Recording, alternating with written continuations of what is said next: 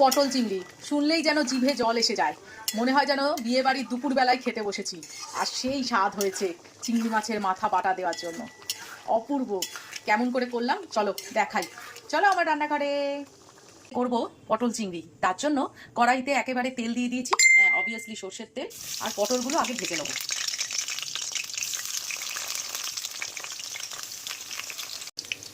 দিয়ে দিলাম প্রয়োজন মতো নুন আর প্রয়োজন মতো হলুদ।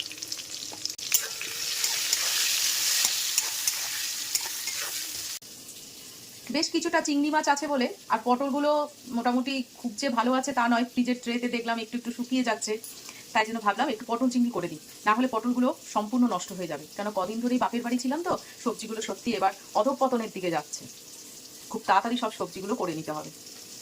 পটলগুলো বেশ কিছুটা ভাজা হয়ে গেছে, এর মধ্যেই আমি আলুগুলো ভেজে নেবো। আলাদা আলাদা করে কোনো কিছু ভাজছি না।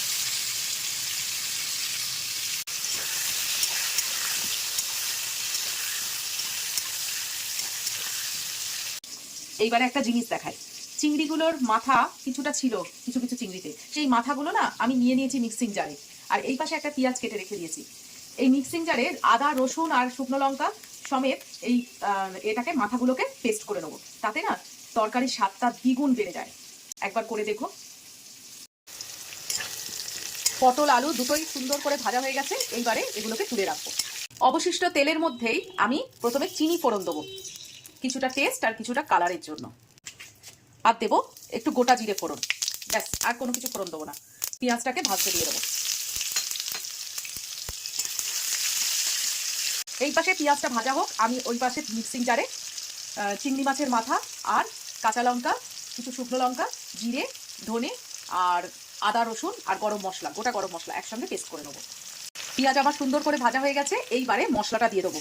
মশলার মধ্যে আরেকবার বলে দিই, চিংড়ির মাথা আছে, টমেটো অর্ধেক আছে, কিছু গরম মশলা আছে গোটা, যেহেতু আমি গুঁড়ো গরম মশলা ব্যবহার করি না, ধনে আছে, জিরে আছে আর আদা রসুন আছে, বেসিক মশলাটা আছে, আর কাঁচা লঙ্কা। এই মশলার মধ্যেই আমি দিয়ে দেবো চিংড়ি মাছগুলো।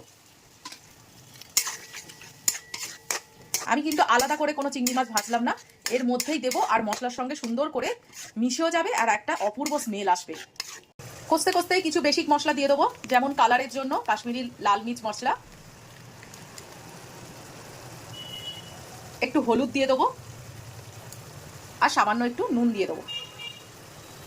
ধনে জিরে আগেই দিয়ে দিয়েছি পেস্টের মধ্যে, কারণ আমি এগুলোও গোটা ব্যবহার করি, তার জন্য আর আলাদা করে দিলাম না। এবার ফ্লেমে ভালো করে কষে নেবো। মশলাটা সুন্দর করে কষিয়ে নিয়েছি এবং চারিদিক থেকে একদম তেল ছেড়ে দিয়েছে। এইবারে পটল আলুটা দিয়ে দেবো। এইটা দিয়েও আমি কিন্তু 5 থেকে 7 মিনিট খুব সুন্দর করে কষবো, তারপরে গরম জল দেবো। সুন্দর করে কষানো হয়ে গেছে। তবে একটা কথা বলি, এই পটল চিংড়ি, এঁচোড় চিংড়ি, এইসব চিংড়ি মাছ দিয়ে করার সময় না কষানো জিনিসগুলোতে একটু চিংড়ি মাছের মাথা অবশ্যই বেটে দিও, প্রচণ্ড পরিমাণে টেস্টি হয় এবং স্মেলটা আসে দুর্দান্ত। রান্নাঘরে থেকে আমি বুঝতে পারছি যে কতটা সুন্দর গন্ধ আসছে। আর এই চিংড়ি মাছ বাটা না সত্যি মানে একবার দিয়ে দেখো, তারপরে তোমরা আমাকে বলো।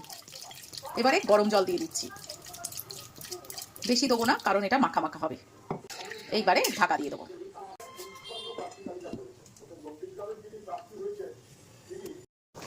ঢাকনাটা খুলে একটু টেস্ট করে দেখলাম, সামান্য একটু নুন দিতে হলো, কিন্তু মুখে স্বাদ উফ সেই লেগে আছে।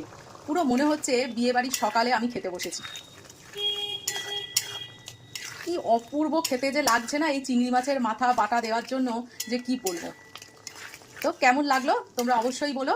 আজকের মতো এখানেই বিদায় নিলাম, কালকে একটা নতুন রান্না নিয়ে আবার হাজির হব তোমাদের সামনে। আজকের মতো টাটা।